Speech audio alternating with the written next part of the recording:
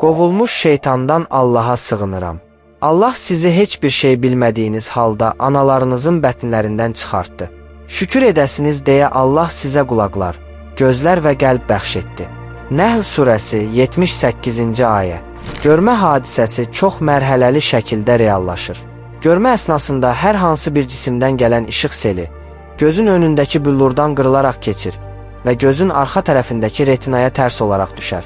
Buradakı hüceyrələr tərəfindən elektrik siqnalına çevrilən görmə siqnalları sinir vasitəsilə beynin arxa hissəsindəki görmə mərkəzi adı verilən kiçik bir bölgəyə çatarlar. Bu elektrik siqnalı bir sıra əməliyyatdan sonra beyindəki bu mərkəzdə görüntü olaraq qəbul edilir. Yəni görmə əslində beynin arxasındakı kiçik, işığın heç bir şəkildə daxil ola bilmədiyi, qapqaranlıq bir nöqtədə yaşanır. İnsan görürəm deyərkən, əslində gözünə gələn məlumatın elektrik siqnalına çevrilərək beynində meydana gətirdiyi təsviri görür. Yəni görürəm deyərkən, əslində beynindəki elektrik siqnallarını seyr edər.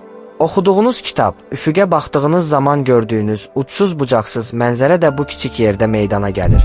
Bu həqiqət, digər duyğularımızla əldə etdiyimiz hisslər üçün də keçərlidir.